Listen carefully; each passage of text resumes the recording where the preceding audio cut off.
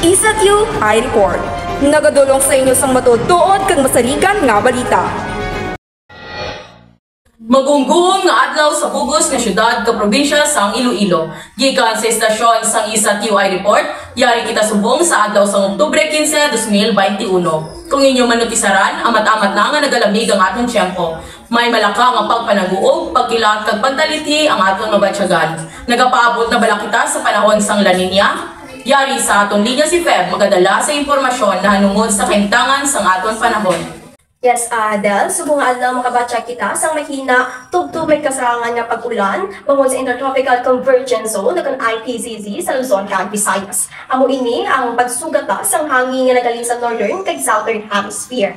Ini nagresulta sa pagkuman sang panganod nga mangin rason sang panaliti o kon pag-ulan nga aton mabatsyagan. Amo gani ang tanan ginapaandam sa posible nga pagbaha kag landslides. Ang aton temperatura magalabot sa 25 tubtob 31 degrees centigrado kag may mabasog na hangin gikan sa nabagat na nakatundan nga may kadasigon nga 11 kilometro kada oras.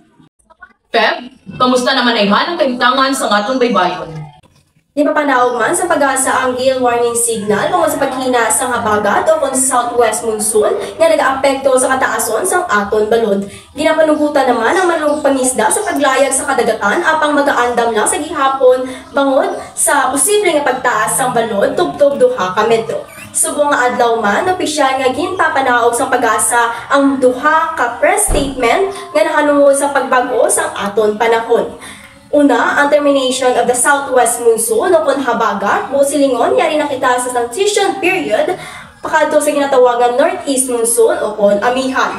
Tungod sini, ginalauman nga sa mga sunod, nga inadlaw kag semana, amat-amat na nga magalamig ang aton panahon. Ay kaduha nga press statement, amo ang onset of La Nina 2021 o kung ang ginatawag na La Nina Advisory number 1. Kinasiling nga posible kita makabatsyag sa above normal nga pag-ulan, amo gani nga subong pa lang ginabantayan na namon ang lakat sang panahon para maabisuhan gilayon ang publiko sa pwede nga maging epekto sang La Nina.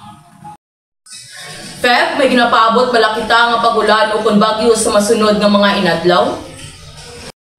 Sa mga masunod nga 2 tubtob 3 ka mga inadlaw, makabatsyag kita sang manami nga tiyempo apang pag-abot sang hapunanon, may posibilidad sang mahina tubtob kasarangan nga pag-ulan. Sa subong normal ang pagbiyahe sang sakayang pangdagat via Iloilo to Guimaras o kung vice versa, kag Iloilo to Bacolod and vice versa.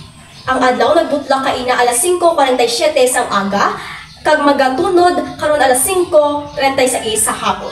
Amo yadto ang lakas ang aton panahon, balik sa imo dira sa estasyon dal. Salamat, Feb. Inyo nabatian ng lakas ang panahon subong nga adlaw. Ginapanugyan ang tanan nga magdala sang payong ukon kapote kung may laktan. Gikan sa estasyon sang Isatyu iReport, ako si Meridal Ann Sangkaho. Kag ako si Evelyn Shane Morano. Nagadulong sa inyo sa matutuod kag masaligan nga balita. Isatyu iReport. Nagadulong sa inyo sang matutuod kag masaligan nga balita.